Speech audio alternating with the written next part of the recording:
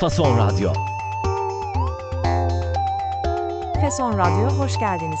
Azerbaycan'dan haberler programındasınız. Bugün 24 Mayıs 2026 Pazar, ben Özlem. Bakü stüdyomuzda her zaman olduğu gibi Ali de benimle birlikte. Ali hoş geldin. Bugün maalesef gündeme çok üzücü bir haberle başlıyoruz. Xoş gördük Özlem. Bəli, təəssüf ki, günə çox ağır bir xəbərlə başlayırıq.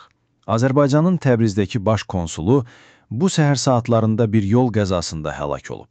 Hadisə konsulun olduğu avtomobilin Təbriz yaxınlığında başqa bir maşınla toqquşması nəticəsində baş verib. Xarici İşlər Nazirliyimiz artıq hadisə ilə bağlı məlumat yayıb və mərhumun ailəsinə dərin hüzünlə başsağlığı verib. Allah rahmet eylesin. Çok üzücü gerçekten. Ailesine ve tüm Azerbaycan halkına başsağlığı diliyoruz biz de. Tebriz, İran'da, bu çok hassas bir bölge. Kazanın detayları hakkında daha fazla bilgi var mı? Yani sadece bir trafik kazası mı olduğu kesinleşti mi? Yoksa arkasında başka bir ihtimal üzerinde duruluyor mu? Hələlik bütün rəsmi açıqlamalar bunun bədbəxt bir yol nəqliyyat hadisəsi olduğu yönündədir. İran tərəfi də hadisəni təsdiqləyib və istintaq başladıldığını bildirib. Əlbəttə, yerin həssaslığını nəzərə alanda müxtəlif suallar ortaya çıxır. Lakin hər hansı bir rəsmi məlumat olmadan fərziyyələr irəli sürmək doğru olmaz. İstintaqın nəticələrini gözləmək lazımdır. Haklısın. Bekleyip göreceğiz. Bu acı haberi geride bırakıp diplomasi gündemine geçelim istersen. Cumhurbaşkanı Aliyev, Fransa Cumhurbaşkanı Macron'la bir telefon görüşmesi gerçekleştirmiş. Gündem neydi Ali? Bəli, 2 gün öncə baş tutan bu telefon danışığı olduqca mühüm idi. Məlum olduğu kimi Fransa, ATƏT-in Minsk qrupunun həmsədr ölkələrindən biridir və regionda gedən proseslərdə hər zaman bir tərəf olub.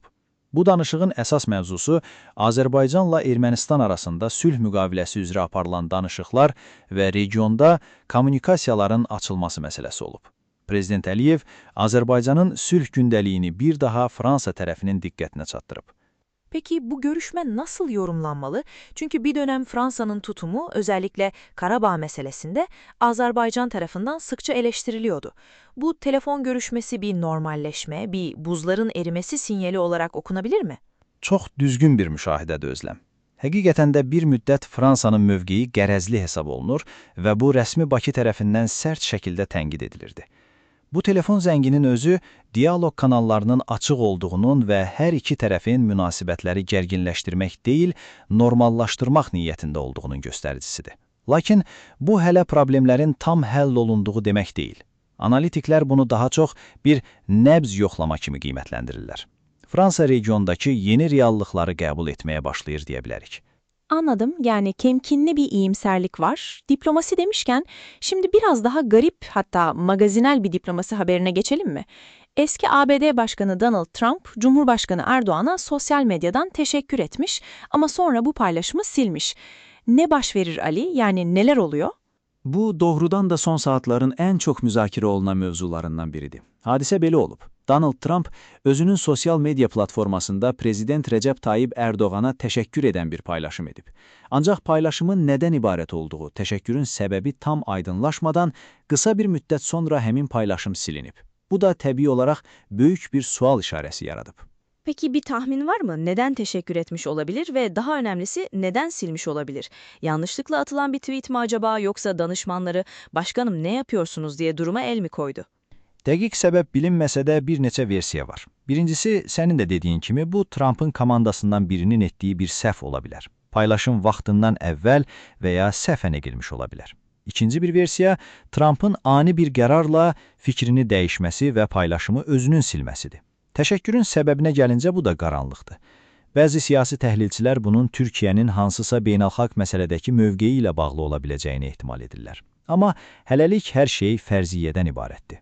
Çok acayip gerçekten. Siyasetin bu sosyal medya halleri insanı şaşırtıyor. Peki dış siyasetten biraz da Azerbaycan'ın içine dönelim. Muhalefetin önemli isimlerinden İsa Gambers, BBC Azerice'ye bir demeç vermiş ve iktidarın baskısı arttıkça toplum siyasetten uzaklaşıyor demiş. Bu oldukça iddialı bir söz. Tam olarak ne demek istemiş? Bəli, Müsavat Partiyasının keçmiş başkanı və Milli Şuranın liderlərindən olan İsa Qəmbər son dövrlər ölkədəki siyasi vəziyyətlə bağlı bu cür bir fikir səsləndirib. Onun sözlərinin mənası budur ki, hakimiyyət müstəqil səslərə, müxalif fəallara və azad mediaya qarşı təzyiqləri, yəni sənin dediyin kimi repressiyaları artırdıqca, sıravi vətəndaşlarda bir qorxu və çəkingənlik yaranır.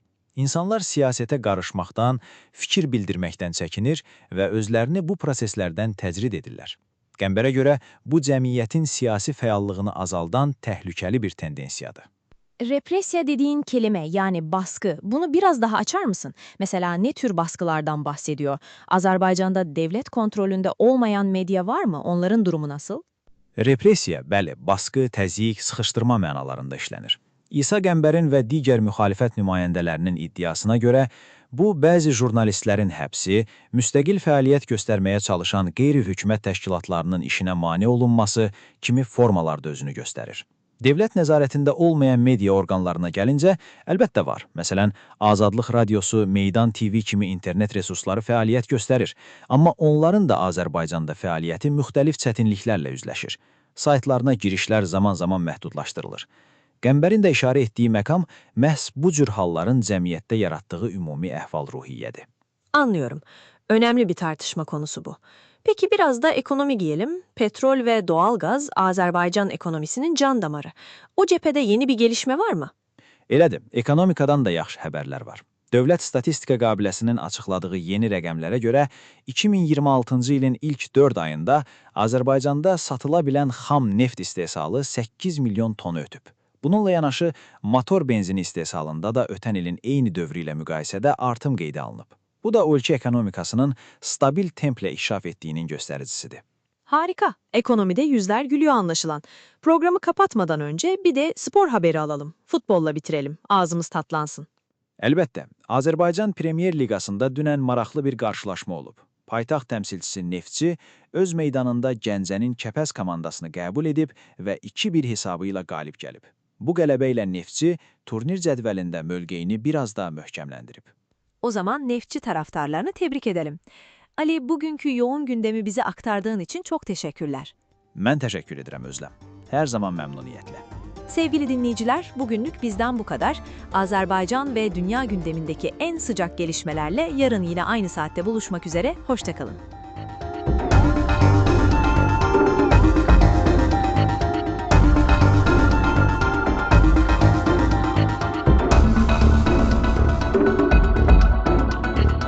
Fason Radyo